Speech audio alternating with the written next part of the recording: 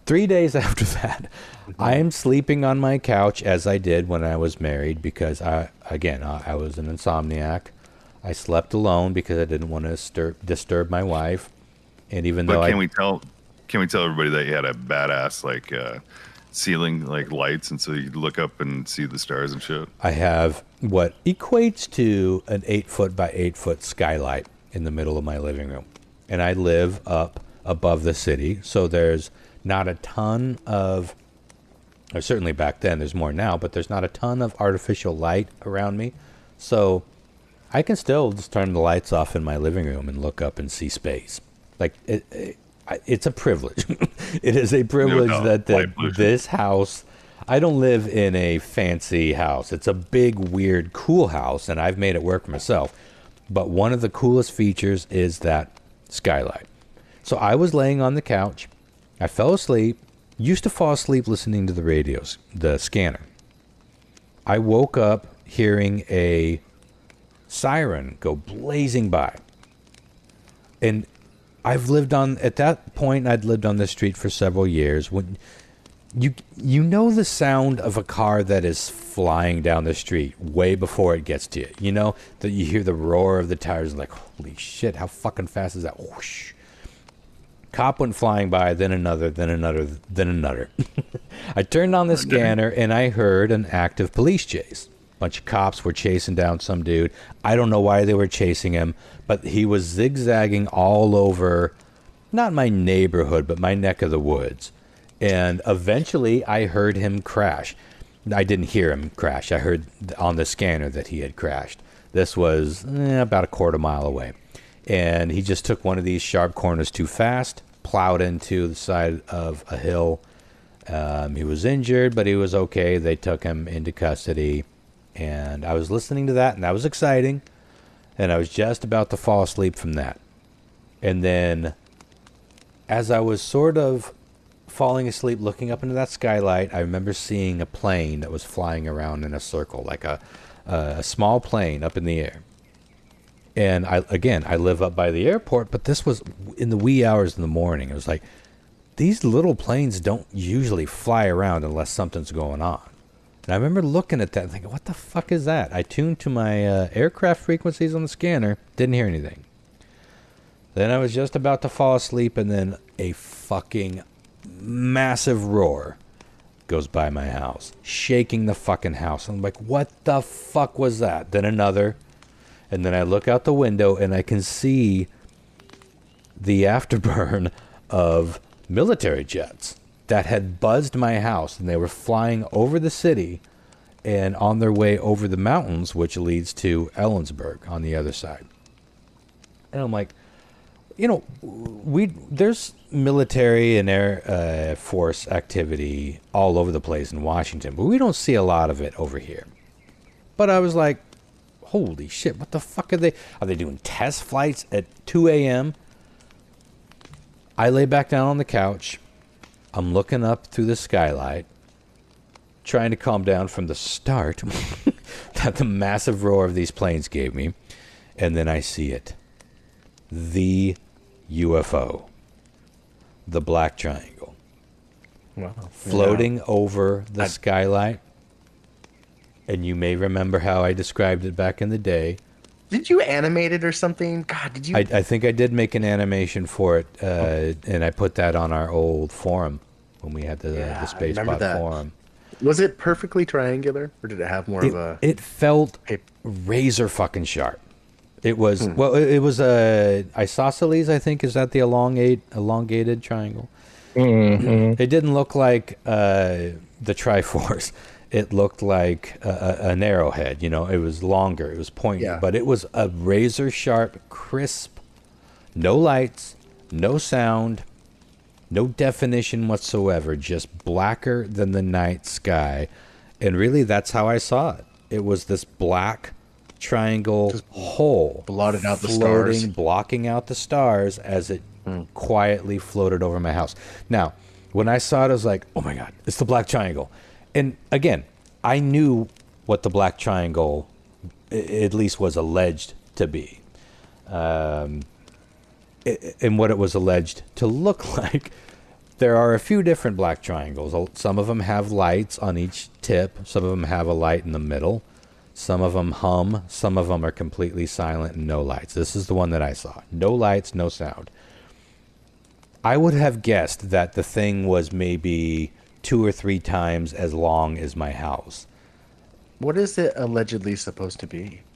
Well, before I get there, when I went out to the big window and it had flown over my house, it looked like it was as wide as the fucking town.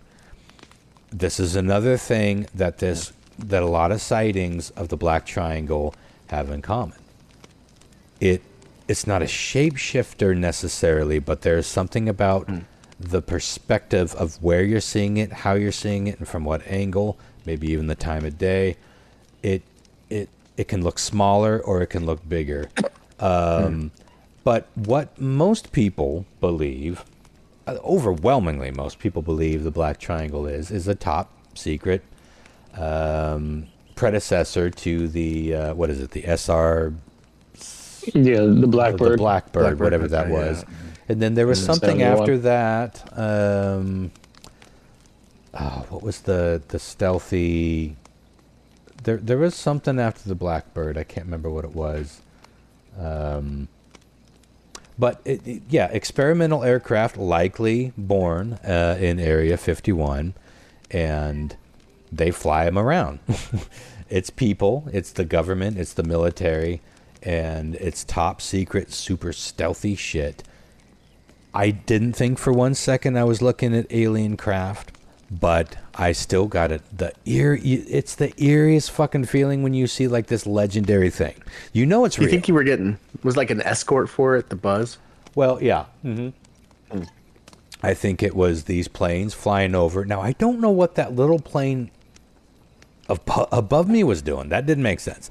The military jets buzzing my house, that makes sense. Those are battle jets. Those can shoot shit. Those can, they got all the technology to spot a bogey. We've all seen Top Gun, and that was 40 years ago. So I don't know what a spot plane up in the air could have done, but that it had to have been part of this because, like I said, the little planes, like 5-seater planes don't just fly around, the kind of planes you see flying around on the lower altitudes. Those don't fly around in the wee hours of the morning in the dark for no reason. The little Cessnas, and they don't. Yeah, and it just, that didn't make any sense. It still doesn't make any sense to me. But let me tell you, they're alone on the couch in the middle of the night, seeing the legendary, the mysterious Black Triangle made me feel pretty fucking special and also kind of afraid. And I can't tell you why. Other than, I don't think these are aliens. I absolutely believe these are man-made, top-secret-y shit that we've never seen like a landed one on a tarmac. But we know this is some sort of craft that we've come up with. Now, again, I've read shit about the Black Triangle, and there's so many different theories about what it is and who's involved. But it's like there's like CIA is involved in it on some stories, and all this other shit. It's like I don't know who fucking knows. It's crazy. Yeah, and how did we get there? That's where the reverse technology of crashed alien spacecraft comes into play. But ultimately, I think the alien Area 51 thing is a whole bunch of misinformation. I think it was just always put out there to clog the newspapers and the radio and later documentaries and movies with misinformation about to sort of distract, make people roll their eyes so they've heard a million crazy stories, so that when you find out that they've been up to some seriously weird and creepy shenanigans and technologically far more advanced than we ever knew, that people just roll their eyes at that, just like they rolled their eyes at the alien probing stories or the crashed Roswell stories and that sort of thing. Go ahead, Bob. Well, the thing about disclosure is, too, in like the year 2025, I mean, there's been disclosure on that stuff being real, which kind of like Roswell being true to what it was as a UFO crash. They were basically doing a cover up. You know, it's a lot of stuff was disclosed this year on a lot of that because all those old files came up. You know, they were regurgitated back into the public. So, with all those, you remember when we did a whole show on the Roswell thing, and my favorite. I don't subscribe to this theory, but my favorite theory about what that 1947 Roswell alien crash in the New Mexico desert was. Is that Stalin? I think the story was that it was children that he had modified, that the government had modified to look alien-y, put them in alien-y outfits, put them in not an actual flying craft, but they dropped them off in a high-flying thing like the U-2 or something. Dropped them off in the desert to cause a panic in the United States. In the midst of the Cold War, immediately following World War II, but it's nuts. It falls apart in a lot of ways. But I love that theory, and is it all that crazier than some of the things that we know were true for what we do to fuck with other countries and what other countries have done to fuck with us, especially the Cold War? And we're going to be talking about the Cold War era here in a bit. But anyway, I thought that I would bring that up, and I was going to go deeper into that. The UFO stuff, but looking at the clock, I guess it's time to get on to my mini soup de jour. All right. I have been excited to tell you guys about this story. I suppose if you were going to name this anything, it could be rockets, cults, and sex magic. Tell me you aren't already in. I'm hard. The crazy but completely true tale, and it involves Jack Parsons, who was a rocket scientist who started JPL in a roundabout way. Also involves Scientology founder L. Ron Hubbard and one Aleister Crowley. Now, I may have mentioned some of the elements of the story over the years because I remember doing a story about like the history of Werner von Braun and how we got into space and how Nazi engineers ended up working for the U.S. And I don't think Jack Parsons really came up during those shows, but Jack Parsons was born in 1914 to a pretty wealthy family, and his full name was pretty epic. Marvel Whiteside Jack off Parsons. Oh, listen, it goes there. It should have been Jack, middle name off. Par, comma, sons. Marvel Whiteside Parsons. Now, Jack was a nickname that later came about, and it just stuck. But as a young boy, he was fascinated with the rocket ships he saw in the early pulp magazines, and probably even heard on some of the early radio programs. Now, his parents would buy him materials so that he could make bombs. He was in love with the explosions of bombs, and he was obsessed with making things go up. You remember the rockets that we used to play with when we were kids? Like, you get little kits. They had these little charger engines in them, and you would just they go up hundreds of feet. Yeah. Loved it. Those didn't really exist at the time. There was a version of those, but he was essentially making his own rocket shit out of like true explosive materials. And the ones we grew up with were way more tame. Little Jack Parsons was basically making mini versions of real rockets. And he started taking all the elements apart, experimenting with different fuels. Maybe he'd try some different materials for the housing of the rockets. He was building his own craft, different shapes of the rockets. And when he was around 20 years old, he met and married Helen Northrup. And to help make ends meet, he had played around with so many of these things that he knew how to make nitroglycerin. So he started manufacturing nitroglycerin in their own home. Imagine being a 20-year-old newlywed, and you're ready to start maybe a family, or at least homestead. And as a side gig, your spouse is like, I'm just going to make the most explosive substance known to man at this point in time. Now, he wanted to play with his rockets for a living, but this was the 1920s, 1930s. There wasn't much of an industry for that at the time. So his parents sent him to Stanford for higher education into broader range of chemistry studies. But about that time, the Great Depression had hit, and his family lost all their money. So he kind of floated around for a while, but ended up teaming up with some like-minded folks, and they started a company, or a group, called the Gaussett Rocket Research Group. And they all continued their work toward their passions. Now, there was a type of rocket program by the time Jack was a young adult, but it was more about building weapons.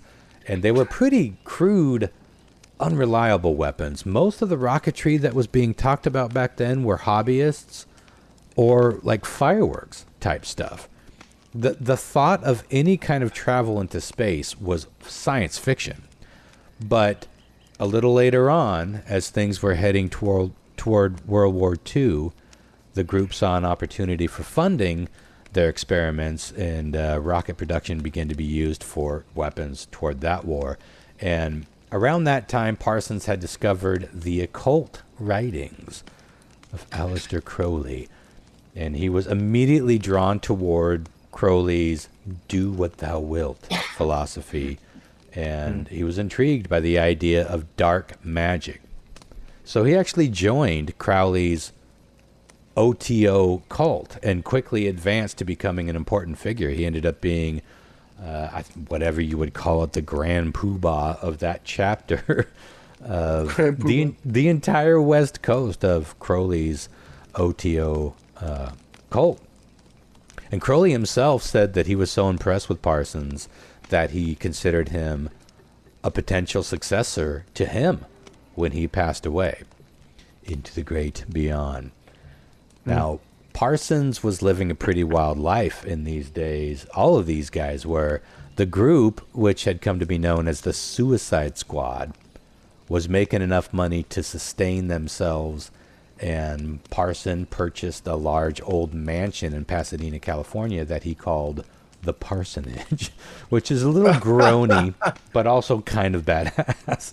This became a hub for all sorts of weirdos, artists, poets, bohemians, nudists, and Parsons began to run ritualistic orgies with many of these people.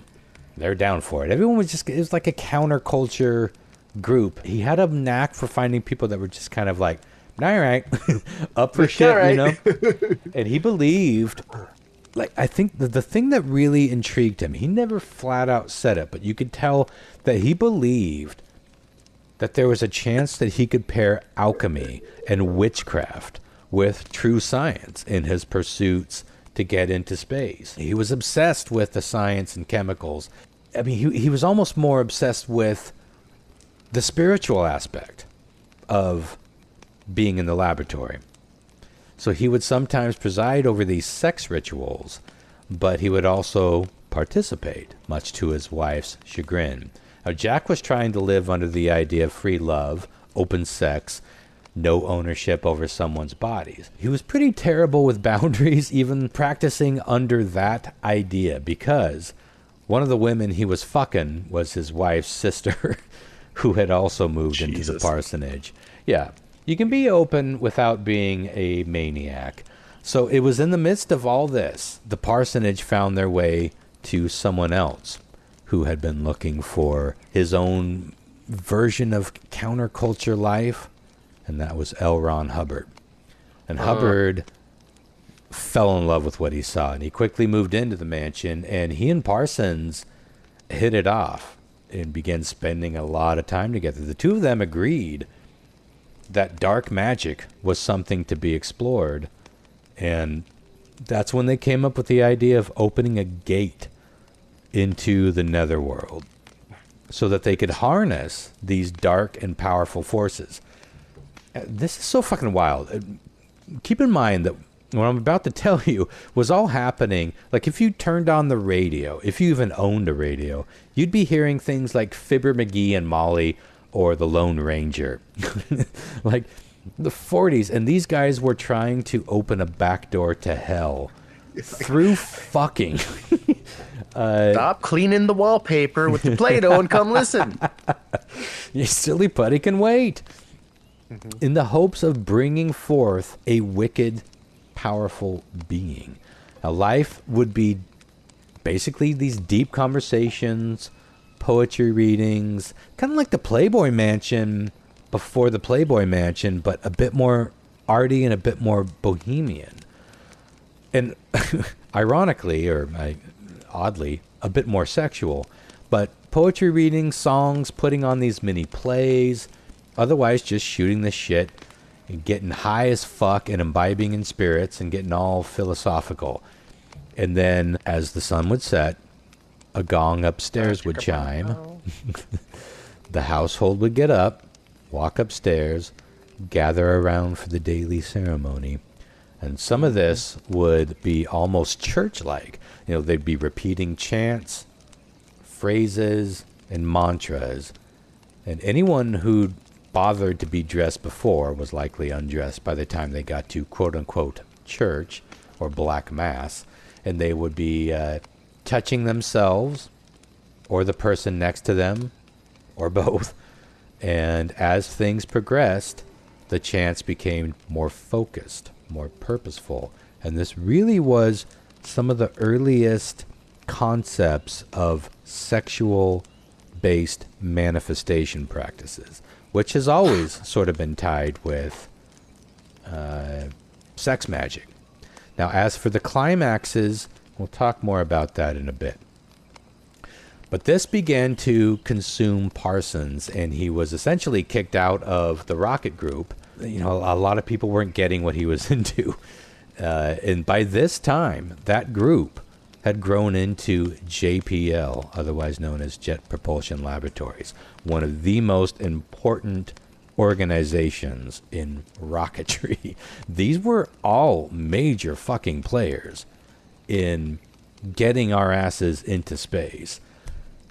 So he was dedicating, I should say, all of his time on the sex rituals, which included whacking off or being whacked off onto ancient scrolls or modern-made scrolls with sacred text. We call that putting the seal on the scroll, Ron. Don't be vulgar. We call it book club up in my joint. Yeah, bookmarks.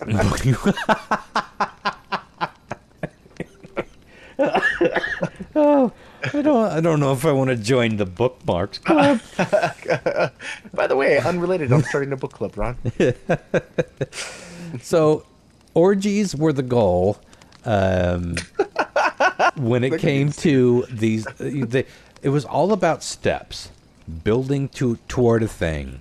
And then there was always an ultimate goal for the ceremony. And they weren't always the same thing, but the goal for these orgies was simultaneous orgasms. And they worked very hard using, whether they knew it or not, tantric techniques to stave off the orgasm while staying maintained in the sex act.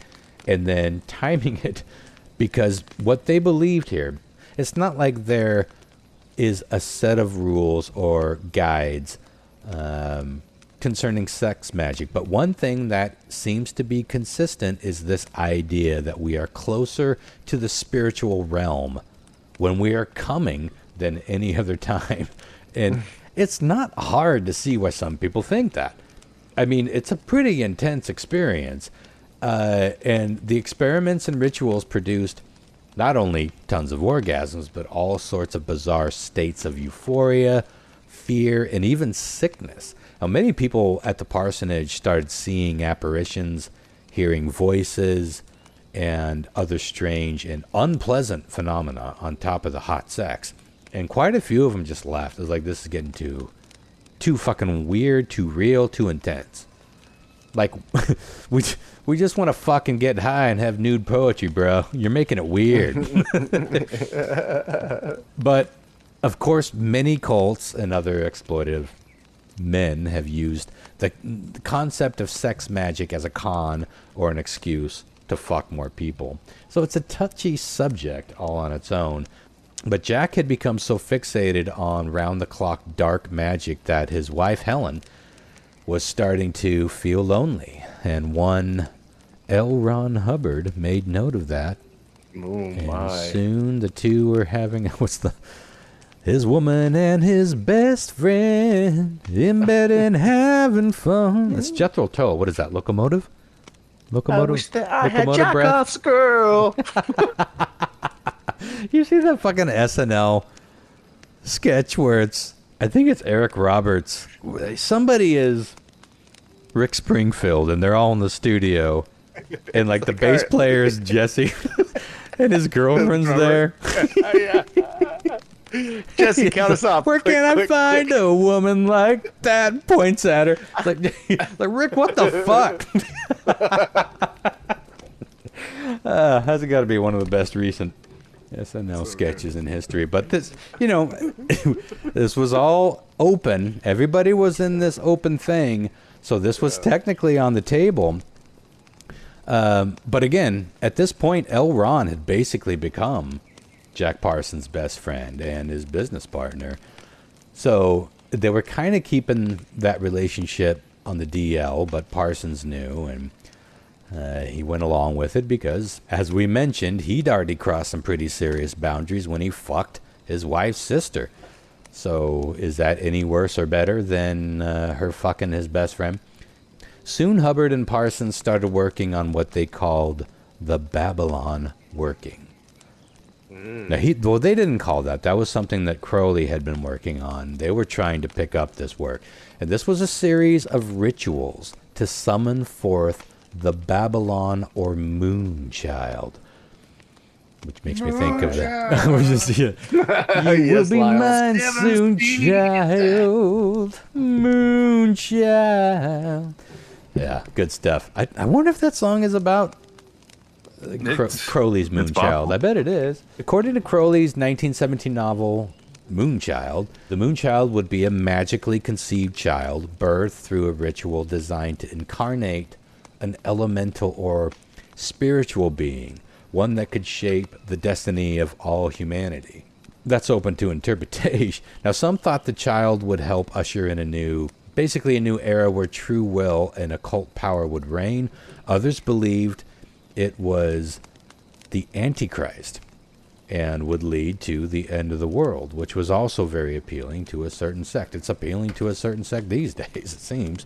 A true God being, a half-human, half-magic, born of sex and ritual and ultimate sin and capable of reshaping reality. Another thing is, some people don't believe the Moonchild concept was actually a baby at all, but an idea. Like, the purpose of this sex magic wasn't to birth a child. It was to create a spark of creativity that would lead into the next era. And either way, they would utilize all sorts of bodily fluids in these rituals. Pee, cum, menstrual blood, sweat from vigorous sex, sweat from being terrorized or being abused. They would consume these fluids, write sacred words with them. They would jizz all over the scrolls, as I mentioned.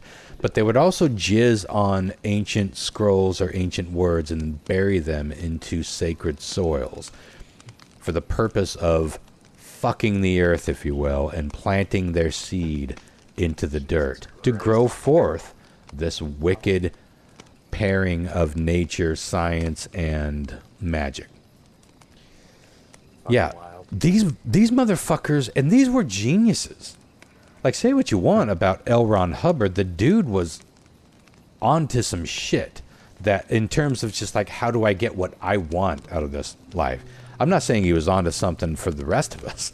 The dude managed to do some massive things. Jack Parsons was paramount in where anything concerning rocketry and space travel went henceforth. So these weren't dummies, and they were fucking the earth. And and drinking period blood and just trying some shit out. Like, they were following Crowley's stuff, but they were also kind of going rogue. And we'll talk more about that in a minute. But Parsons claimed that the point of this thing was to bring forth a scarlet woman to have sex with to create the Moonchild. And not long after the first round of these ceremonies, an artist, actor, poet, kooky, and fellow occultist shows up at the parsonage. Her name was Marjorie Cameron, a buxom, blue-eyed beauty with locks of pure red hair. And Parsons claimed, well, the rituals are working. This is my Scarlet Woman. Now, Marjorie was informed of this, and she was like, huh? But she was down for all the sex and the black magic, so she went along. So the magic fucking commenced, and at one point, Marjorie told Parsons that she had witnessed her own UFO, this glowing light in the sky that emanated from the parsonage. Parsons concluded that this was a sign that the Moonchild's conception had taken place. His work was done, so they decided to sell the parsonage and move on. And at this time, Parsons, Hubbard, and Parsons' wife, who had changed her name to Sarah at this point, it was Helen, had all started a business together to start making some monies. And Parsons essentially put all that he had into funding this project. But not long after that, they were still needing capital. So Hubbard was supposed to go buy a bunch of yachts using Parsons' money. The three of them were going to sell to Panama to sell these yachts for a profit. Instead, L. Ron Hubbard stole one of the boats using Parsons' money, took all of the money out of the bank account, which was about $100,000, and took Sarah, who was still Parsons' wife at the time, and they sailed away off into the sunset. Jesus. And Hubbard later married Sarah, even though he'd already married another wife, and of course later went on to form Scientology. Now, broke and pissed, Parsons put his attention to Marjorie, and the two had made plans to move to Mexico, and they did marry at some point.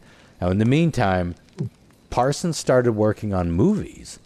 He was hired to build explosives and other high-octane special effects for a very young Hollywood. But one night, while working in his laboratory at his house... Alone in his lab one night. He did I the was mash. working in the lab one night. Oh, he did the monster explosion. Something went wrong when he was working on a piece of mercury powered explosive, and basically he sent his entire house into the night sky.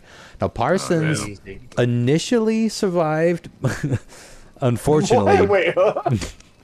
But It burns. It's burning. and that is unfortunate, because the description back in the day from the coroner was that half of his skull had been liquefied in the explosion. Wow. So he died not long after that. He didn't live long, and he was only 37 years old when he died after all this craziness. Quite a life for being such a short life. Now, the death was ruled as an accident, but of course many people feel like Parsons was playing with dark forces he didn't understand, nor did he show the proper respect for. And even Crowley, this is one of my favorite parts of the whole story. Aleister Crowley himself was getting nervous about the shit that he was hearing coming from the parsonage. Now, I don't think Crowley and Parsons ever actually met face to face. They exchanged letters, but at this point Crowley was a pretty old dude, and even when he was in the nursing home, you may remember years ago when we did the Aleister Crowley episode, he was still licking pussy and doing black magic from his deathbed in the nursing home or wherever the fuck he was dying. But he was writing, and he saw what Parsons was up to in the parsonage, and he was like, motherfuckers, y'all are crazy. Like, you ain't doing this right. Now, if Aleister Crowley is telling you you're a freak, you're due for some self-reflection. But Again, there is so much to this story, and if you want to know more, I highly recommend the book Strange Angel by George Pendle. But, of course, some claim that Parsons killed himself because things were going bad. Others claimed that he was murdered.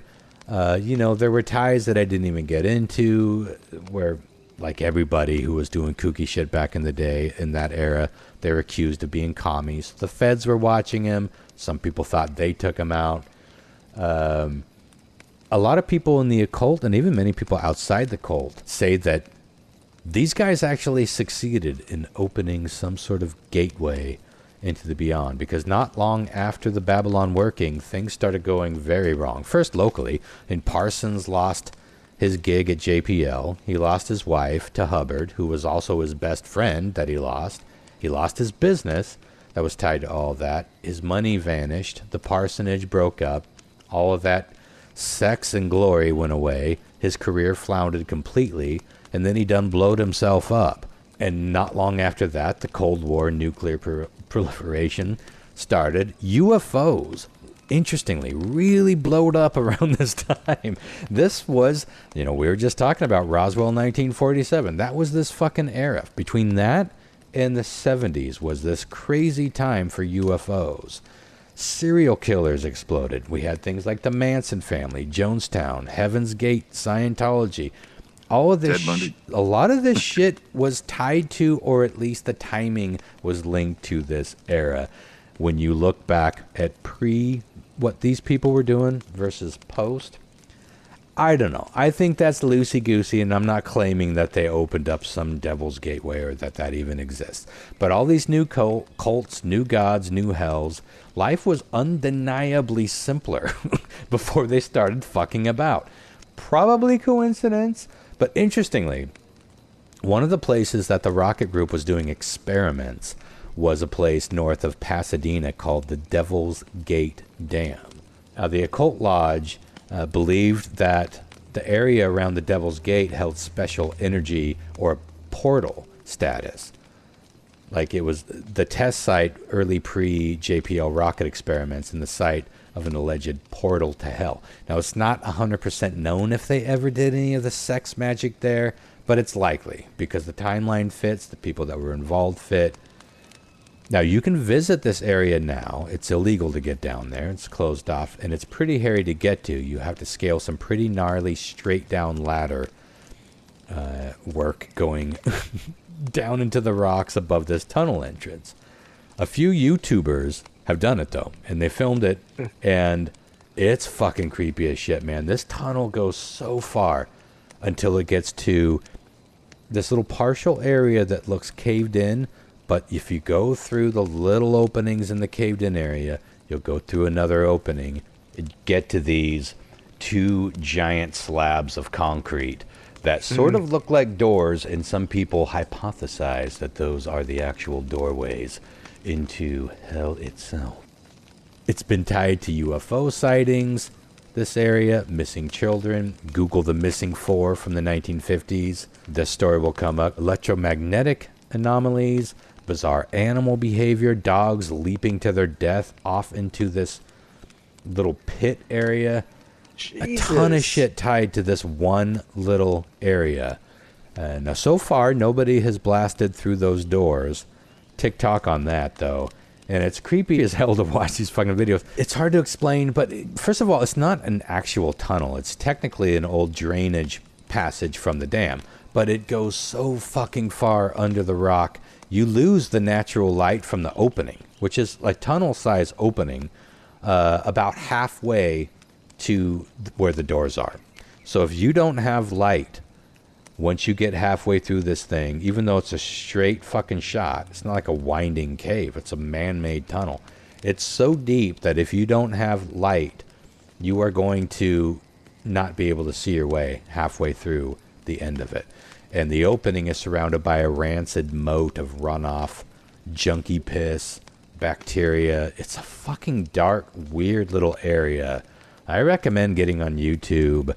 I follow this couple called the Grim Life Collective. I believe Grim is with 2 M's. It's a married couple. They're a kooky little goth couple. and he annoyingly calls his girlfriend Baby Ghoul, but you kind of fall in love with them. I know they're lovable. They travel all over the place, and they go to like film locations, they go to like death locations. It's fascinating.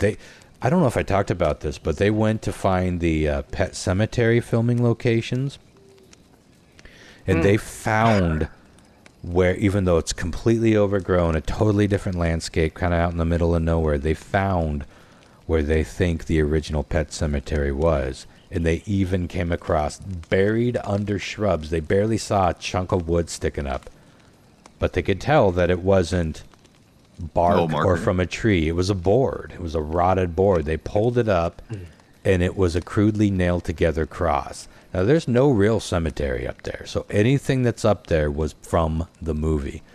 And they're like, holy shit, this is an old cross that had been grown over with leaves and grass from the set of Pet Cemetery.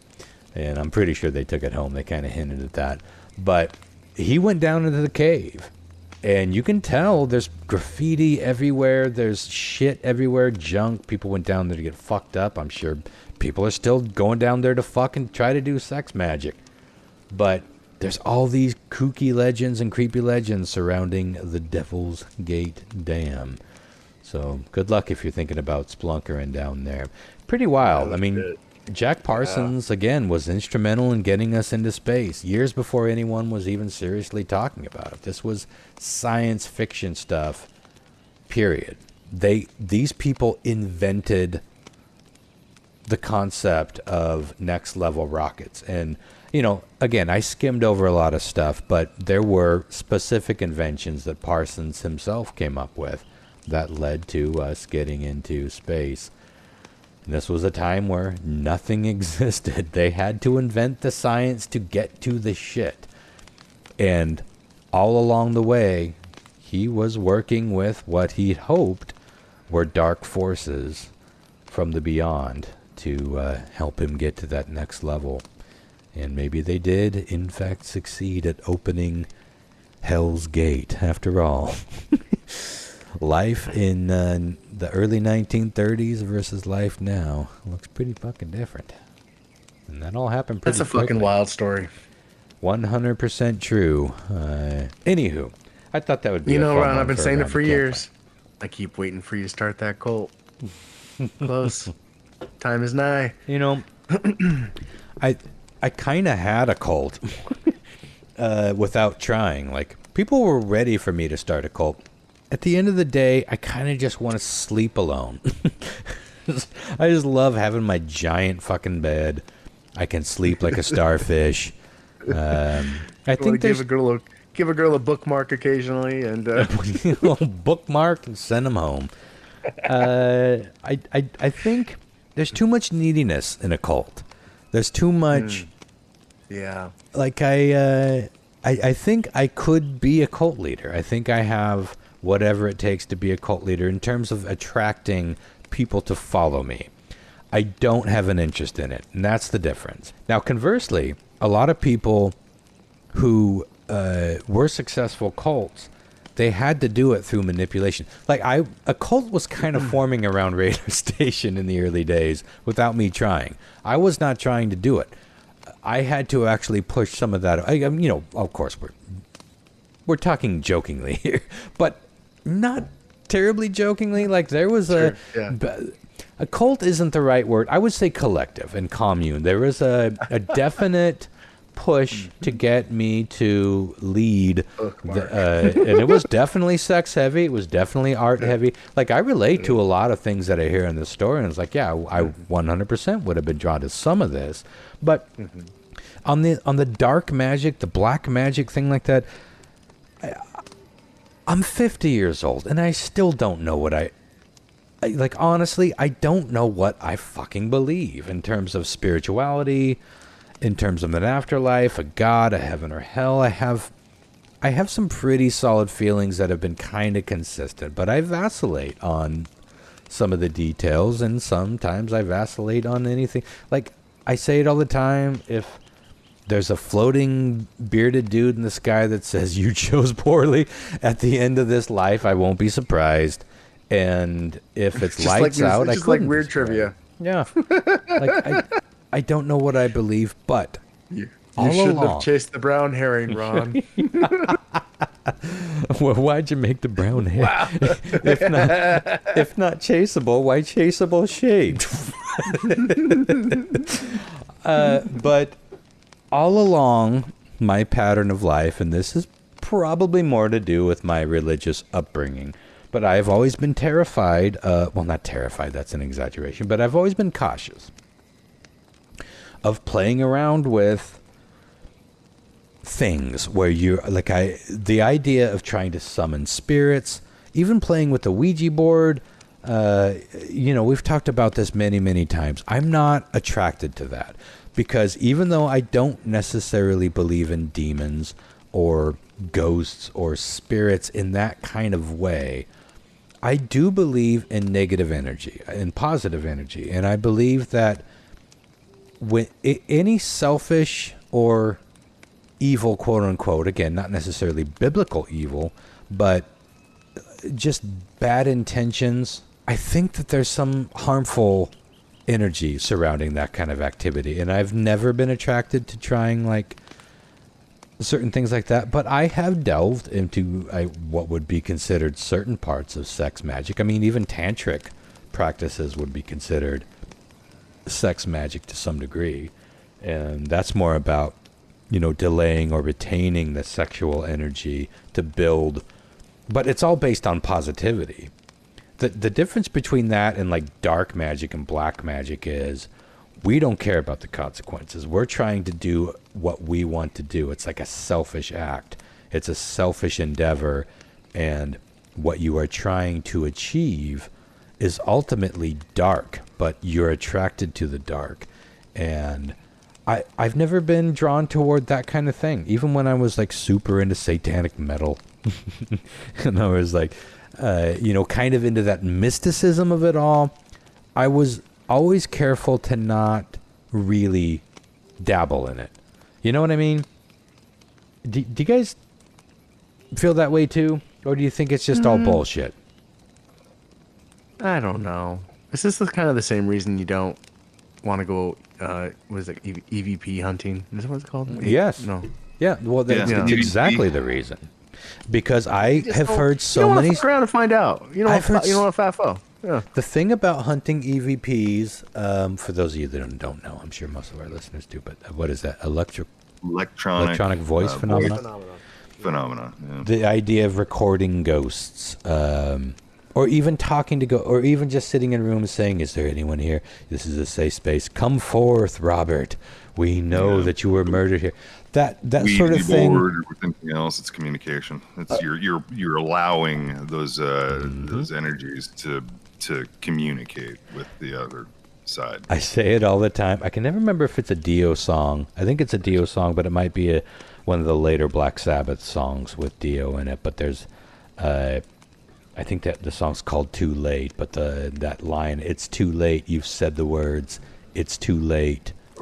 Something heard you." And I just, between that and all the stories that I've heard about people who were doing ghost hunting things or people who visited purposefully a haunted place, going back to that, maybe it's not worth that $5,000 in hunting equipment, but a haunted place, and then actively seeking contact with something from beyond hearing them and following them home. I have heard so many stories, not just on the radio, not just in books, but hand. No. I've heard firsthand accounts from people who I don't think are nut jobs. I don't think they're lying.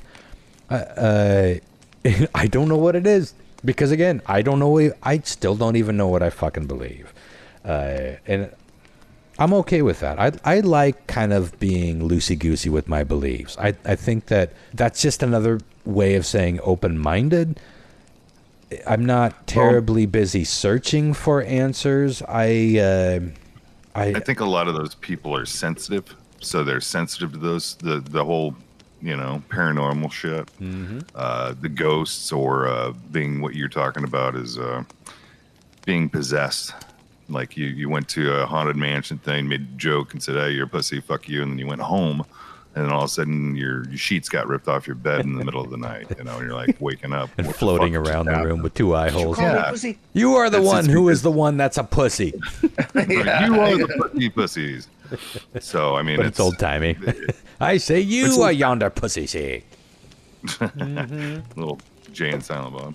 I just don't know. I mean, it's hard for me because I have never experienced anything that I would consider a spiritual encounter. Now, we started the show with UFOs, and you remember that thing that I saw when I was out in my car on the phone with Dollface at the time, and I saw that glowing orb float out of the orchard, hover over my car, kind of aim a light at me, and then slowly float back into the orchard.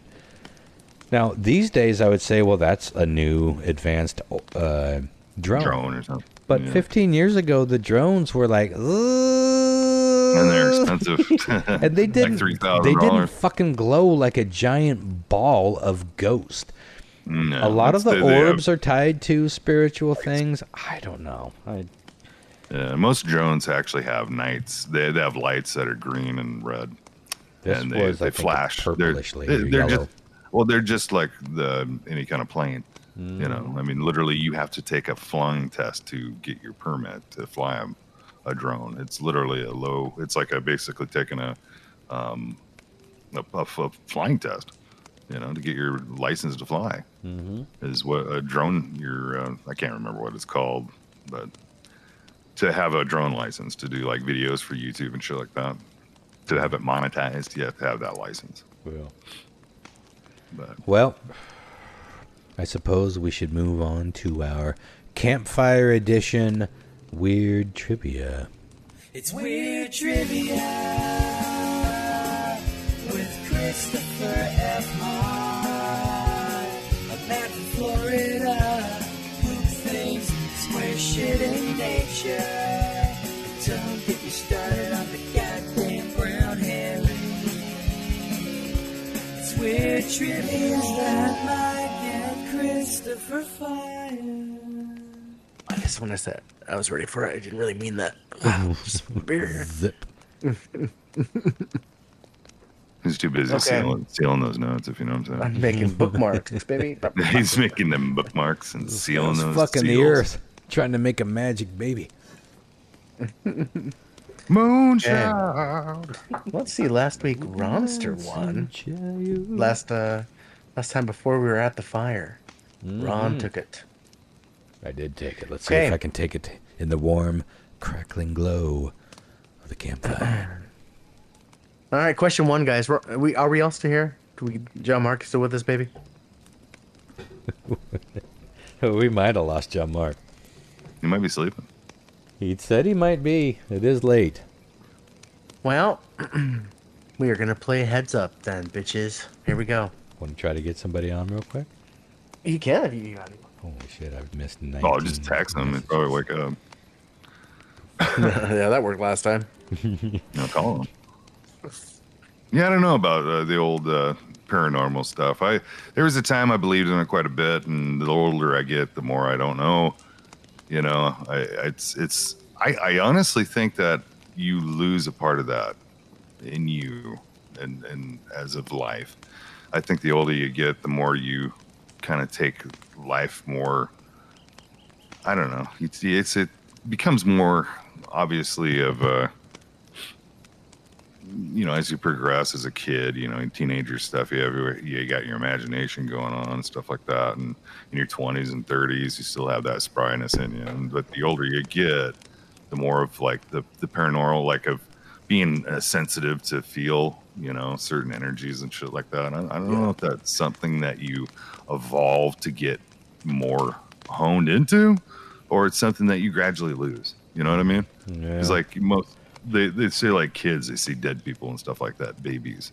You know, you see like animals, you know, like your dog or your cat that'll stop in the middle of the room and like start barking or start, you know, meowing at something that's not there. You know, it's just kind of those oddities that kind of I don't know, spiral in the ether that kind of gets your brain kind of wanting to. I feel though too, like with Ouija boards and stuff like that. I think it's kind of one of those things that I wouldn't fuck with anymore. You know, knowing that I'd had in the earlier days. Yeah. I wouldn't want to fuck with that shit. EVPs too. Those, I mean, there's some that are YouTube videos that are here in the Wenatchee Valley of like that mortuary place. We had a dude. He wasn't doing EVPs, but who was that dude we had on that was doing the? Yeah, it was EVPs. Spirit box. Yeah, he did Well, yeah, it was the Spirit box, but there were EVPs too. But they did it at the Deaconess. Who was that? Do you remember? I don't. I know I found him. I found him on Facebook, and I was like, "My God, you guys got to come on that show." And I think I got him to, do that one show. But that was it. I went through a phase where I was into the ghost stuff, but I don't know. I think somewhere between just my belief system and trying to make sense of any concept of ghosts or lost spirits or even demonic presence, like. Right. Like well, that. I mean, because you were born, you were kind of like raised in the Bible, in church and stuff, and then you kind of had your own thought about it, and I'm sure Yeah, but I just never had any encounter like that. But for a while, and like I said, it was Art Bell that got me into that.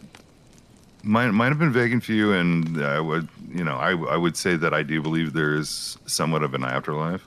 I don't think we're all haunted, by any means, but it's kind of one of those things where I've had incidences that I can't fucking explain them. Mm-hmm.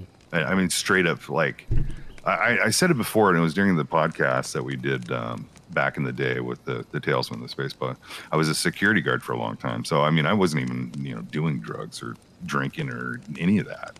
I was basically working nights. And I was working at the mall, and we had the whole place was dead. There was nobody there. I had the whole fucking place to myself and completely locked up. And I remember I was doing the last cleanups where we'd clean like at the Bi-Mart, not the Bi-Mart end, whatever the Buttrey's end. Buttrey's. Last place I got arrested. Just roll with me, dude. You had the Buttrey's end, you had the Lamont's entry, the big entry, and then you had the end where Sears was.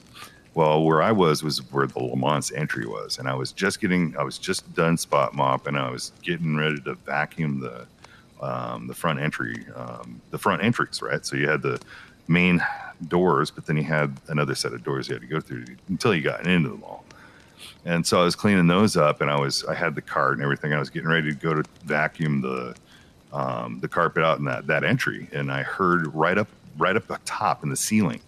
Just a fucking get the fuck out. I mean, just the angriest thing you could ever hear. And dude, I had like that vacuum going at the time, and I had to turn it off. And I'm looking around. I'm looking for people. I'm not seeing nobody, dude. There's nobody in the parking lot, and the lights are still on. I haven't shut the lights off yet. Mm-hmm. And I'm looking up and down, nothing. Just nobody there. But this feeling to get the fuck out of there.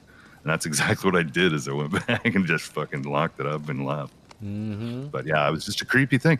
And what it reminded me of was like an old fucking dilapidated old man voice, but just dilapidated, like get the fuck out of my yard kind of a voice. You know what I mean? Right. And I wouldn't be able to really tell. And dude, I'm completely sober. I wouldn't be able to tell you if it was in my voice, like in my head, or if it was an audio yell. Like enough to. Equate reverb and echo. You know what I mean? Okay, so I don't know. I got a player. How do we get her on? I just sent you a link. Sent me a link. Yeah. Okay. See if that works. But I guess I kind of joined it. Right. Chris, are you there? Yeah, what happened? Well, I don't fucking know, man. Something around this virtual campfire is wild, but John Mark is back with us. What? Hey, Chris, how far? how long have you been away from your microphone? I don't know. Maybe 4 minutes. 2 5 seconds. minutes? You just got back. Yeah, I did. Dude, he took a break while I took a break. You're as soon as you guys both left, Your microphone started popping off. You'll see it in the edit. Oh, you could man. listen to it and hear it. This is too weird But your after talking microphone about the was bullshit popping we've been off. talking about. Well, the thing is the Discord. When you look at the Discord, our names, when we talk, it lights up. So when everybody was gone, Chris's microphone is popping off, and I noticed it because his icon's lighting up, and I was starting to listen to it, and it just sounded weird. It sounded like a fish tail, Yeah. out of the water. It was like a splish splash. Shit. And it was just like, Let me tell you. Let me tell you what I just experienced. I got up to go pee. I sent my Weird. friend the link that Christopher sent to join us for news or for Weird Trip. She's doing that and she's working on it. But I picked up my phone after I sent her that link, and then I started hearing Lyle's voice. But I came back to the computer, put my headphones on, and I was hearing nothing, and you weren't hearing me. But I could hear Lyle's voice coming from my phone. Like, why the fuck is Lyle's voice coming from my phone? I looked down and I realized that somehow it had connected me to Discord on my phone without me doing that. I guess just posting that link made some well, sort you of have connection. Discord on your phone, don't you?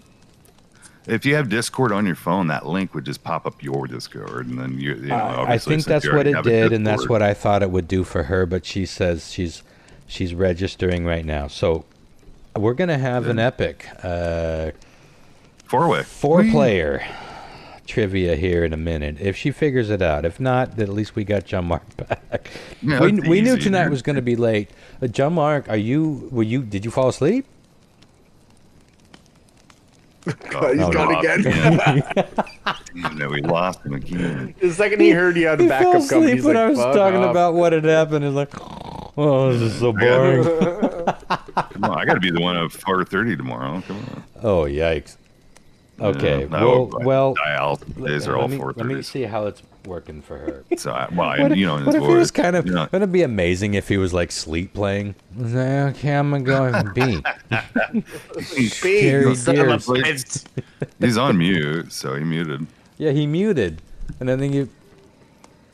I'm muted because I'm talking about stuff to Jen, but like, Oh, there's a very distinct possibility that I did fall asleep there for a bit. well, that's funny. I've done it before. Well, don't be hey, it's a sad. late night around the campfire, and my soothing voice might have lured you to sleep, even though we were talking about weird shit. I fell asleep to one of Chris's games once. It came to me. I'm like, wait, what? What? Can you repeat that? There's no compliment greater than when your game show is so fucking riveting. They fall Oh, asleep. dude, no, I get fucking exhausted, man. Okay, my That's pretty friend exhausting. had to update the app. This is always how this goes. There time needs for to us. be a way for us to just send a link to somebody who's not. Discord should guest. have Join- like a fucking guest.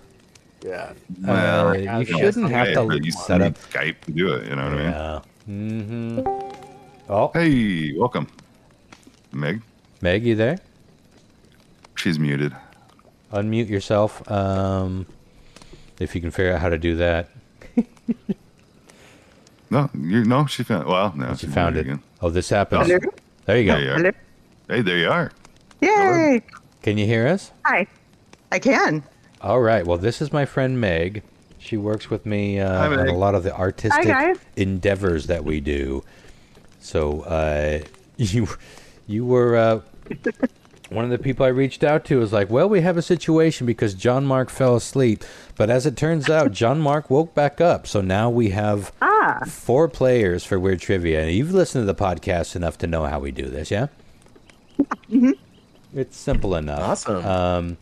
We will. Should we put Meg in the caboose scenario here? Yeah. Let her Sure. hear all of our rambling, and I think the caboose, the last to answer for each question, is the sweet spot because you get to hear us answering, and you can either go with or against strategically. So, Yeah. all right. Well, this will be fun. This is our campfire Halloween drunken Full extravaganza. disclosure, we've been around this campfire for about 3 hours now.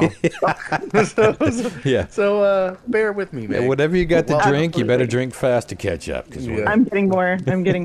there you go. Okay. I'm all out. Well, let's get right into. You need a refresh, buddy? You need I a do little- not need. One, sure. Need, nay. They need. All right, let's do this. All right. All right, question 1. Lots of people think, every time I read those words, I want to do it like Trump. Lots of people think. All the pretty trees. The biggest thing in the... Okay. A lot of people think. A lot of people think. A lot of people think. We might be heading into a recession. In fact, one data piece. It was a huge increase. That's how I would like the bad news Recession. of every day to be told. It's like, real talk, gang. Looks like we're heading for a recession. Another recession. Stupid government won't open up, and now I'm pretty proud Alright. of recession. It's on the fly. In fact, one piece of data shows a huge increase in these, a trend that we also saw happen right before the big 2008 financial crash. What is on the rise that Yeah, I might don't know. indicate we're heading towards a recession? Is it A? One moment, can, please. can you repeat that? I think he's reveling in his own answer here. Oh, no. Car repossession. Repossession. Is that's Happy Gilmore? Or? Repossession. Meg's Okay, like, well, what the car fuck is that? repossessions. How do I negotiate this? Is it B? Significant increases in malt liquor purchases. Booze went up. Malt liquor. Okay. Is it C? Non-insured motorist accidents. Mm-hmm. Can't afford insurance. Or is it D? Google searches for how to sell your plasma for money. Oh, selling the blood. One of these things we're seeing a sharp increase of, and the same thing happened during the 2008 financial crisis, indicating we might be turning in a bad direction. Okay. What is the correct answer? Ronster. This is tough. Malt liquor is interesting because it does tend to be on the cheap side. It's got more octane per ounce. Just to make it quick because we got a late start here. I'm going to go with that. But I will say this about the cheap malt liquor shit. I feel like you skip past the pleasant parts of being drunk and you just go straight to the hangover. Right? Right? You guys agree Kinda with like me on drinking, that? like Hornet.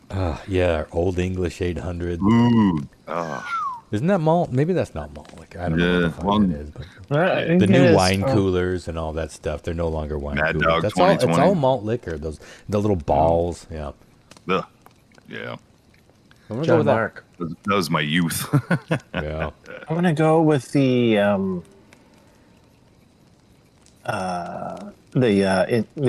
insurance thing. The non-insured motorist Yeah, accident. yeah. Like almost nobody is insured. The woman that hit me was uninsured. My brother was just in a car accident. It was pretty mild, but she Oh, was shit. uninsured. Everyone's Wow. uninsured. That's a good guess too I have insurance. That's surprising, huh? for you. Lyle. Good job, Leia. I'm gonna go and I wanna actually, since it is a campfire thing and kind of spooky too, I'm gonna go with the blood, selling the blood. Plasma. Plasma is blood, but I do recommend you all go out there and donate blood because that saved my life last year. Yeah. I had 3 transfusions in one shot. Saved my life. If it wasn't for that, I probably We croaked. all should do So, that. That's one of those I'm things that saying. we know we should do it, but like we got to set a reminder. Yeah, and even if you I get gotta set paid, go get paid and give your blood. I'm not on likely your going to calendar. set that plasma reminder. I should set the alarm to be. I'm too sexy Somebody for will this use plasma. That should be like a. This is a confusing sale for thing. Meg because she wasn't here for the last episode. But Yeah, it'd be like, What? Why? donate Alright, your blood. Meg. Somebody will take it. well, Time to shine, baby. All right, is it me? it's you. I'm gonna go with plasma too, just because I remember 2008, and I remember actually thinking that'd be a good idea myself. So I'm just gonna go with it. Yeah. Yeah.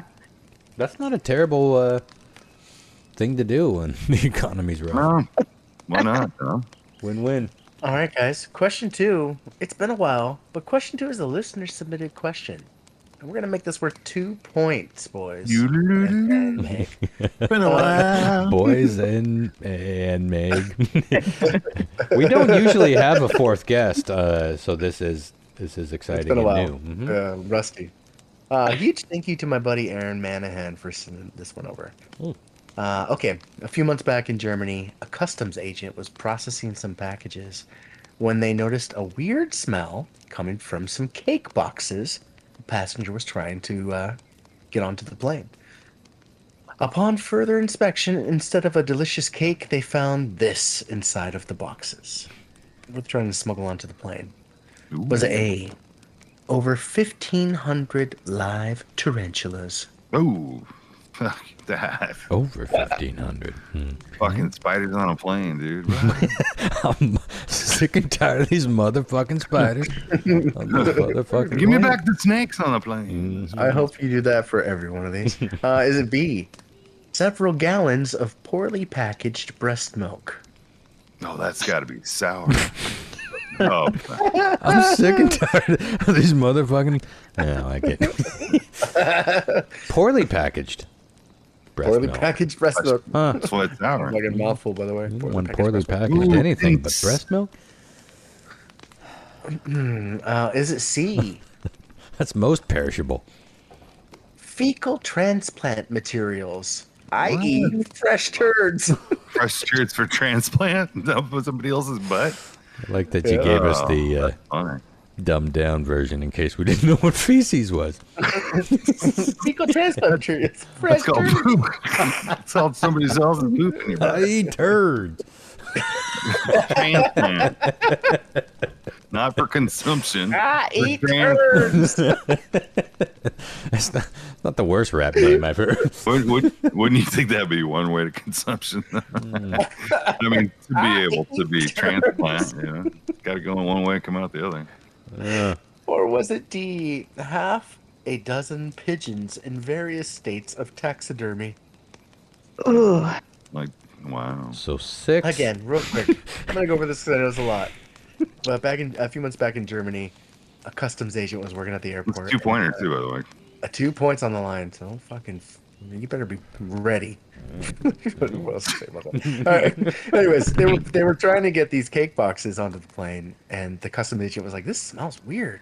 So they opted to open them up and inspect, and this is what they found inside of the cake boxes. Is it A, 1,500 live tarantulas, B, several gallons of poorly packaged breast milk, C, fecal transplant materials, i.e. fresh turds, or D, half a dozen pigeons in various states of taxidermy? 3 hours. Various- Meg, sorry. States, not various poses, but various states. Like one is not quite One's dried in out. the Maybe one is. handstand. You know. Yeah. Halfway Okay. there. Pigeon is almost there. What? Oh man, I'm torn between the tarantulas and the titty milk. The poorly packaged titty milk. Poorly packaged.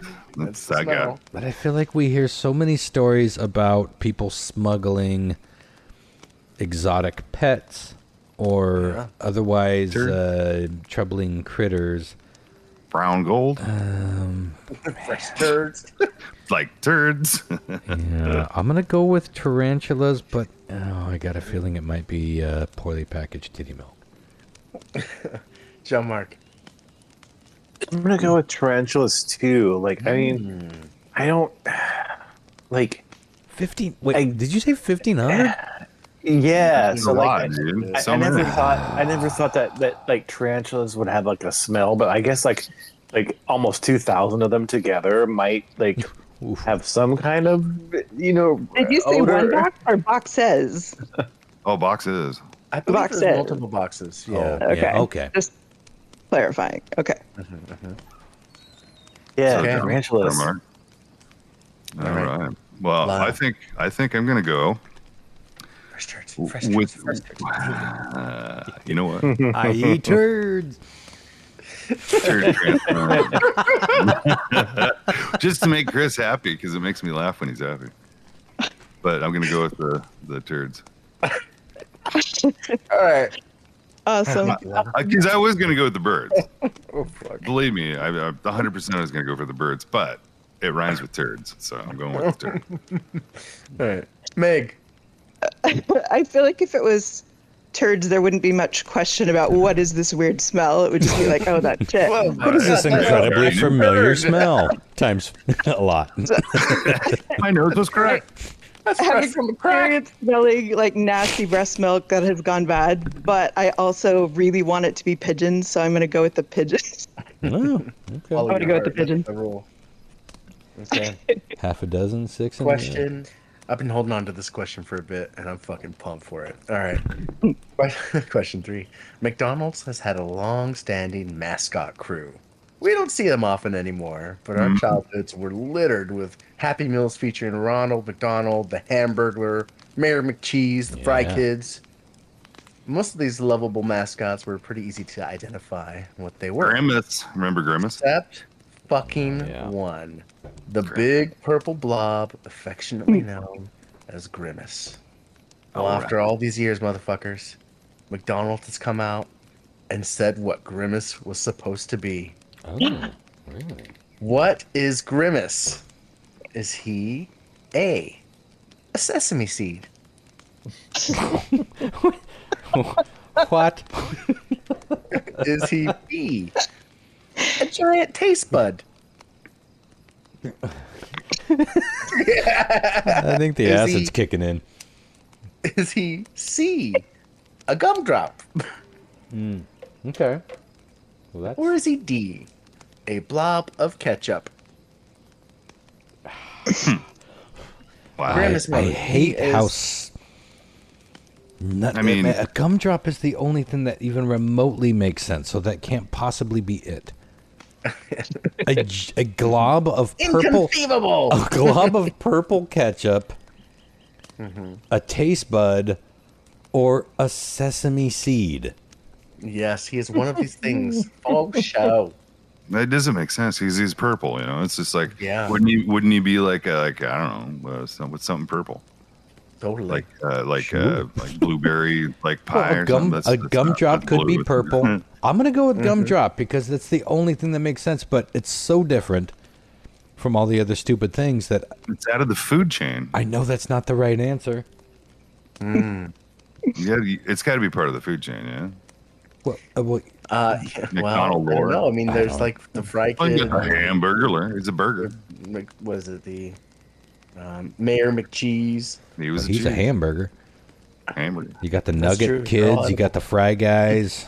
I eat the whole family. Part of the Well, I mean, Ronald McDonald, he's a clown that is what? Yeah, there you go. Yeah. well, Crazy? He's the god. He's the mad god of this. this Evil- chaos circus. This evil circus. Yes. What is the founder of the IP? IPs. Never mind. It was a joke, but fell flat. All right. Okay. John Mark. You can go with. Simultaneous. All right and okay. Flatly said. I, I'm gonna go with sesame seed. Like, so like, Fuck as off far as if it's purple sesame goes, seed. like gumdrops, the only thing that makes sense. But like, what the fuck? What McDonald's has to do with gumdrops? Like Well, nothing. maybe they had right? gumdrops at Like, one time. I guess, but I'm going with sesame seed. I think I'm going sesame seed too. Why? Solid. Look at that. Why? It's part of the Because, food. just food chain. because. An upside down, fat, fuzzy purple triangle Hey, I would say, representing like, a man. white. Hey oval- man, it was the 60s. I don't know. Fuck. Hey man, It forget looks you. like a pear more than anything, and that's not purple. But I mean, look, it's shaped as a pear. All right. Well, I'm dying to know the answer to this, as we all have been. Meg or You Lyle, are. what you feeling? You are as angry as you're getting now. You're. I'm gonna be angry so over much more this. None of this rich, makes Meg. sense. Yeah. I'm grimacing over grimace. Meg, Oh, what you got, me? baby? What did Lyle go No, with? it's good. This Already one did. is breaking my brain. Yeah. I think I'm gonna go with taste. Taste bud was a choice, right? A giant taste bud. Yes. It was. I think I'm gonna go with that one because I'm just picturing Grimace and like I don't know, in some crazy world, like I guess Grimace makes your taste buds happy. I don't know. I'm just that's what I'm Wow. going. That's what I'm going with. Even Taste though his buds name's are Grimace. Purple I is a liked it. fruit. Grimace. If you drink grape, Grimace, Kool-Aid, the I guess, purple upside down.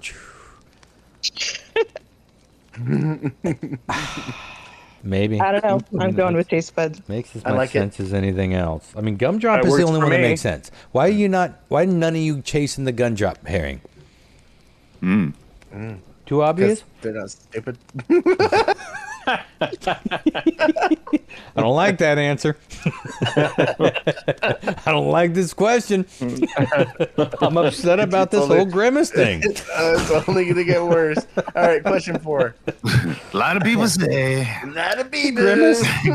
Grimace is really less to taste bud, but really. If they come out and say Grimace is any of these things, it's bad news. All right, we'll get to it. You're getting We'll move grimace. on. You're grimacing I'm right grimacing right now.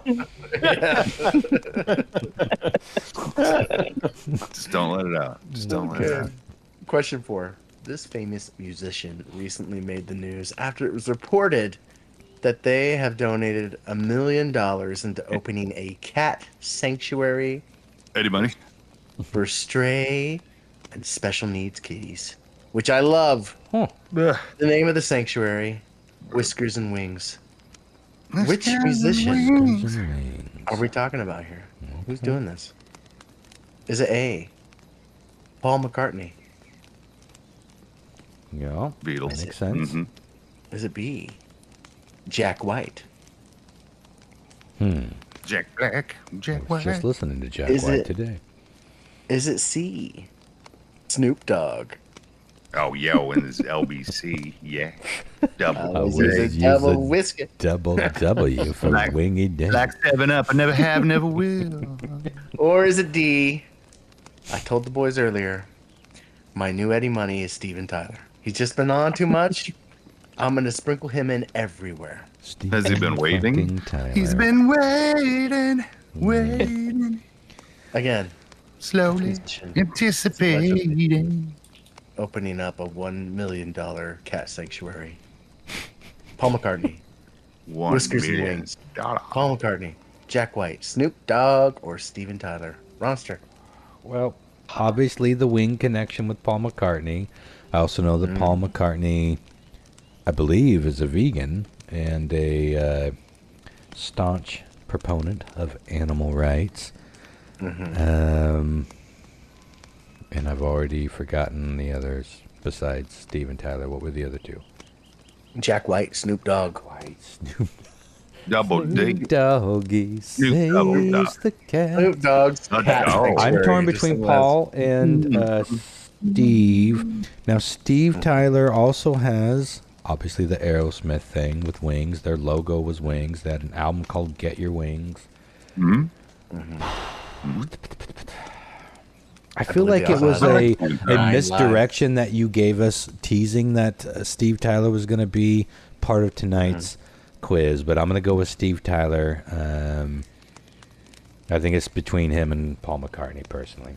But I'll go with Steve Tyler. Fascinating. Dog. John Mark. Well, you know, Snoop, I, Snoop Catty Cat. Kitty cat. this could be anybody. This could be anybody's guess here, but I've been hearing. I'm not the biggest Jack White fan, but like recently, of recent times, especially about the album that he put out. Was it last year? Like No Name. No Name. It's fucking incredible. That's what I was listening to today. You know, People say. I got that album and because I heard somebody recommend it, and I was like, you know what, I'm gonna check it out. And it's like, it's fucking good. Yeah. And then I started kind of like paying more attention to like Jack White a little bit. Like he's kind of like started been popping up in the zeitgeist, and he's a really fucking solid dude. Yeah, I think so too. That he might do something like this. So I'm gonna go with Jack White. I like it. Yeah, he's been instrumental Vinyl. in getting vinyl back in the mix too, because he's opened up new vinyl factories I was to help keep up trying with our when I met vinyl you. need. I was trying to forget you because Those kitty cats. Crying They all crazy, need homes. amazing crazy. They all need homes so they could get their wings. I'm thinking it was Mr. Aerosmith himself, Steven Tyler. All right. Meg. Man, okay. I'm gonna go with Paul McCartney just because he's the only one that I know has the animal rights activist stuff going on. Yeah. So I'm gonna go with Paul McCartney. Okay. We're all over the map here. Let's go with the answers, see what happened. Question 1. A lot of people think we might be heading to a recession. That'd be say. One data piece shows a huge increase in these, a trend we saw happen right before the big 2008 financial crash. We were not talking about a significant increase in malt liquor purchases, Ronster, but I liked how you broke that down. Yeah. John Mark, we were not talking about non-insured motorist accidents, but that would make sense because people just don't have the money for insurance. Meg and Lyle, we were not talking about Google searches for how to sell your plasma, but car repossessions rose sharply right before shit went down. Yeah. Car repos. People can't Yeah. pay I the didn't fucking hear bills. you say car repos. I thought you said just car insurance. Huh, weird. Well, I tried to shorten it and be cute, Lyle, to car repossess. Maybe that's where it flew over my head. I wouldn't have picked it anyway. I would have went with the blood anyway. But So Yeah. nobody got that. Got us on With, that one. on question 1. Question 2 was listener submitted again. Thank you to Aaron. You're my boy. A few months back in Germany, a customs agent was processing some packages, opened up a couple of boxes of cake, and found over 1,500 live tarantulas. Oh, Sadly. shit, yes. fuck that. They're all sealed in little individual tubes, and sadly, some of the tarantulas did not make the journey. Excuse me. Sure. Woohoo! Ron and John Mark, you both got 2 points apiece on that. Nice. Tarantulas I feel like- in tubes. I feel like tarantulas Tubular are smuggled tarantulas. a lot. Don't you? I feel like tarantula stories come up from time to time. Why y'all smuggling tarantulas? Can we not grow our own here? Yeah, no I don't kidding. know. Like I feel like we have our own tarantulas. Oh, I'm sure certain states do. Maybe pour it wasn't yourself a coming drink, here. Monster, because we're about to enter anger mode. Because I would if I had McDonald's has had a long-standing mascot yeah. crew, as we all know. We don't see him much anymore. What I fondly remember, Mayor McCheese and Hamburglar, the Fry Kids. I think I'm fat because of these fuckers. Yeah. Most of these lovable mascots were pretty easy to identify, except for one. That fucking purple blob, affectionately known as Grimace. He was not a blob of ketchup. He was not a gumdrop, Ron. That was my hair Of in course there. you fucking Are was. we He was food? not. The famous He was McDonald's not. gumdrop. I think we're food related. He was not a sesame seed. No. Oh, he was a indeed fucking taste a bud. giant fucking taste bud. Giant fucking taste bud. A lot of people have taste buds. Oh, they're fucking tasters. grimacing so fucking hard right now. Yeah, for real. I think they came up with that after the fact. There's no way that they fucking was like, hey, let's make a big taste bud.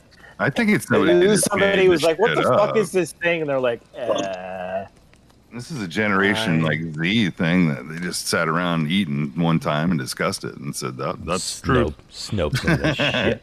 It's a fucking taste bud. What is a taste bud? Google. What does? Hang on. What the fucking purple one Just look a like? picture of a grimace pops up. That'd be funny. So weird though, because they called it a taste bud, but they named him Grimace. Like the food is really Grimace. shitty or something. Like what? Like, Yeah. it Exactly. doesn't make any horrible. sense Like at a all. puckering taste bud is our mascot. What does a taste bud Look like. look like? I got a cigar they're in one not hand here. purple. Okay. I don't think they're purple. As you They're might probably not imagine, they round. look like roundish bumps.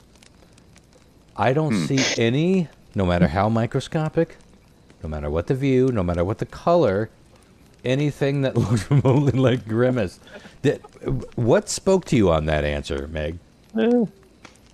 I really was just I was just visualizing Grimace really hard, and the only thing that made any sense was this Taste bud. idea that it was like, yeah, that it was the taste of the food somehow, right? I Well, don't know. if- It was if nothing you- to do with how he looks. If Well, you I- imagine like thousands of grimaces all put together Well, that's Like, what I was thinking. But you look at him, but then Grimace would be a from the ball. top. He'd be a ball. Maybe. Look at these taste buds on microscopic views. They look like Yeah, they look like a ball. They look like a fucking I was balls. thinking like the purple of Grimace kind of always reminded me like the inside of like one of their pies, because they did used to sell pies back in the day, and I thought maybe it might have been like some kind of like, I don't know, purplish pie that like the insides. Well, I don't I'd know. buy That's that it was my a purple thought. I lesion don't from know. burning your fucking tongue on one of those pies. More A than I look blueberry, at a it, blue, goddamn a hot taste bud. blueberry pie. Yeah, something like that. The Maybe he was the cherry. guy I for just that. don't know why, if he was a taste bud, they would name him Grimace. That makes no sense. No. And he does nothing but Right? smile. Like, is probably- oh, this I'm is probably happy. why He's we not haven't. happy. This is probably why I've never heard about this until now. It's like, well, Right. you know, I Somebody think in John marketing Mark said, fucked yeah, up. We got- it's a bad idea, I but think Jason John got Mark fired is right. after that, They you know, made this yeah. up to get And us cocaine talking. is a hell of a drug. yeah, some fucker did make that up, so that's what's sad. And they voted on saying, "Yep, that sounds good. Let's go to lunch." Grimace, All right, question 4, the guys. taste bud. This All right. famous musician recently made the news after it was reported that they sank $1 million into opening a cat sanctuary. And let me tell you, I saw this story and I clicked through and I smiled, and I saw the pictures of Did you get a little said musician holding cats, and even said musician's daughter Liv holding cats. Oh shit! Yeah. You gave it away. I did. It was Steven Tyler. Ron got that right. But here's the deal. I got Ron, that you right. won today. You won again. Really? 2 weeks in a row. But I Okay. have to admit something to you guys. I found out right before, maybe 2 hours before we went live, that story was completely fucking fake. Fake. Yeah. And it was so good. It had pictures of Steven Tyler and the cats, and even, like I said, like Liv Tyler and the cats. That's I didn't- AI, baby. Yeah, it fucked me good. But I had to come clean. But it was still a fun story, so I had to, whatever. All right. Well, I AI's a guessed right motherfucker, at the dude. bullshit story, but I missed that Grimace was a fucking purple taste bud. I don't feel good about this win, Chris. Our life's a little I feel fulfilled. very, I very wouldn't either. dirty about this win. Yeah. Huh. I'm gonna be crying 'cause I won this. And pissed off 'cause of Grimace. Your taste bud is big That and sounds like AI purple. wrote that. Well, you know, the thing about whether it's AI or just these bots, I was going to bring in a recent show, I'd never got around to it, but this idea of dead internet. And the more I look into the dead internet theory, I don't know if you guys know this, but it's that more and more of the content that we see is not created by humans at all. Bots and AI, Including comments, like all these hate-mongering, fear-mongering comments, and more it's the content itself, but it started as the comments just to get people riled up. It's programmed just to keep people fighting online smart. because it makes for better advertising. It makes people see the posts. It is smart, Well, it but it's makes it also destroying interactive, too. society. And it's a theory. It's not a proven theory at this point, but I think it's real because I believe it. I have tested it. I wouldn't doubt have it one tested bit. it to some degree. We'll talk about that on a future show. But before we get out of here, though, Meg, real quick, do you have a spook? This is the Halloween Around the Campfire episode. We were talking about ghosts, UFOs, otherwise creepy tales. Do you have a quick life-changing experience that you experienced? Yeah. Let's hear it. Yeah, ghost story, sure. Let's see. I was probably about 6. I was sleeping over at my grandparents' house. My grandpa snored like a bastard. So he was like, I could not sleep. I was like in the room next to him, and it was just like shaking the house, so I couldn't sleep. Having kind of some weird dreams anyway, but I got up and I went in and I was trying to like wake him up, and my grandma woke up, and I was trying to tell her that I couldn't sleep because my grandpa was snoring, and she was just looking for any excuse, I think, to go into the guest room. She's like, thought I had a bad dream. So she's like, why don't you just sleep with your grandpa? I was like, no, this is the worst. Like, he's snoring. Yeah. Anyway, climbed into bed with him, went back to sleep. I finally did get to sleep and woke up in this really cold sweat. Like, never experienced that before. Like, freezing cold, still under the covers, but like drenched in sweat. And I roll over and I look over on my grandpa's side of the bed, and there's this figure, like right there, right next to him, just kind of floating there with this, I don't know, like like a white kind of a robe thing on, no face, kind of the outline, like a shadow figure, I guess. Really, really creepy. I was totally awake, and I'm like, closing my eyes, open them again, close them again, trying to get it to kind of go away or wake up or something, and it was still there. And I was getting this really creepy feeling, like not towards me, but towards my grandpa. So, I just sort of hunkered down for like 5 minutes, like under the covers with my eyes completely shut. And by the time I kind of came back up to check again, it was gone. It was the creepiest thing. And my folks took it serious. Like I told my mom the next day, and they took it very seriously and were like, ooh. And so they actually had a priest come in to talk to me about the experience, because they're very much like that, my family. I went through the whole thing, and his take on it was that my grandpa was under some sort of spiritual attack or something at the moment, because he was going through kind of a crisis of faith at the time or something. And so it was all very like traumatic. Like it wasn't just they didn't just blow it off. They're like, no, that was a real thing. You definitely saw a demonic attack on your grandfather. So what a lot of people think that is that the depression, those ghosts, they feed on it. So that energy, that negative energies that they're putting out, they're just lapping it up. They love it. That's kind of what the priest was just like. Because it was weird, because my impression of this was that it was not directed towards me at all. And I think that's why they were like, no, this was a real thing, and it was about your grandpa, and you just witnessed it. So it was super creepy. So before you heard the religious take on it, what did you think? Were you thinking ghost, or were you thinking demonic, or were you thinking anything at all? Honestly, as a 6-year-old, I was just thinking I was coming down with some sort of sickness. I'm sitting That's here a very practical thought for a 6-year-old. Right? I was like, and I just thought my mind was playing tricks on me, and I didn't really think that much of it until I sort of had this conversation afterwards. I don't know. I still can't. I was awake though. Like it wasn't a half state. It didn't feel like a half state sleep kind of thing. So you're wide I don't know. What did your grandpa think about when he heard that story? What's that? What did your grandpa think when you told him that story? He was a very stoic guy. Like I remember him sitting there when we were all talking when they brought the priest over to the house, but he didn't say much. He just sat there with his arms folded across his chest, just kind of bah hum singing. Yeah. I'm kind of curious if he actually seen it himself. No. Yeah, were there any more things, or did this thing get exorcised? Did it go away? They didn't take it that far. They just were kind of like, well, kid, let us know if there's anything else that happens. Call us if you get possessed again. I'm not going to be sleeping at my grandparents' house anymore. Anyway. Yeah, no further follow-up with it, but it was pretty creepy. Yeah. Interesting. Well, I was telling the guys earlier that I think a lot of people that are sensitive to stuff like that, they're usually used to having it like in the early ages, and the older we get, the less sensitive we are. Kids see shit that adults don't. Mm-hmm. Yeah. Interesting. Well, thanks for sharing that. We didn't pre-plan that. You just had a ghost story or a spooky story ready to go. It was just right there. Well, thanks for joining us. Thanks for including me, super guys. Last minute. I literally texted Meg 3 or 4 minutes before she joined us. So that was nice that worked out, and a fun Around the Campfire Halloween episode. Tune in next time. We'll be talking about 9/11, which should be a barrel of laughs. Until then, be safe. Have a fun and safe Halloween, but not too safe.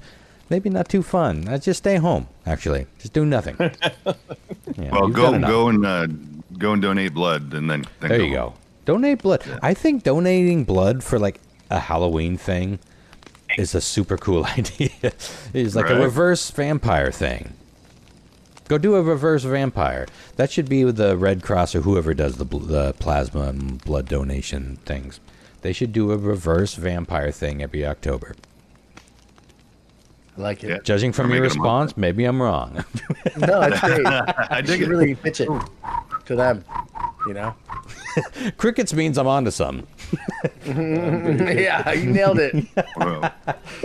All right, y'all. Well, let's get on out of here. We'll all right, see y'all soon. Good night. Good night. Thanks for joining, Meg.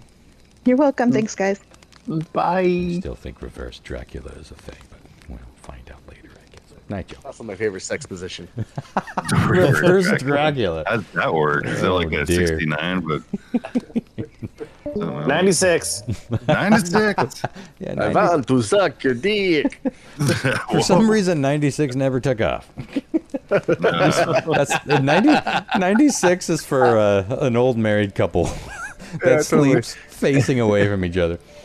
And one of them snores, so they sleep at the other one's foot. 96. Well, we've been married 40 years. I guess it's time to hit the old 96. 96 you later. All right. All right. Night, y'all. Happy Halloween. Took me out to wine dine 96 me.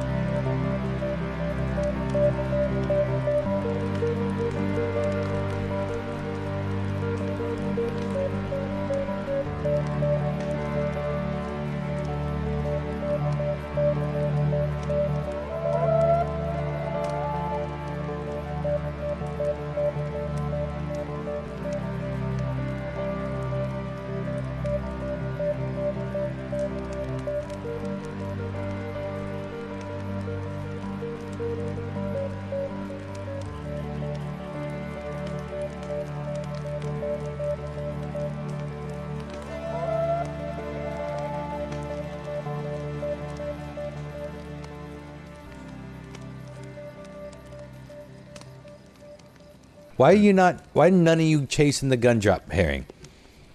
Too obvious? They're not stupid. I don't like that answer. I don't like this question.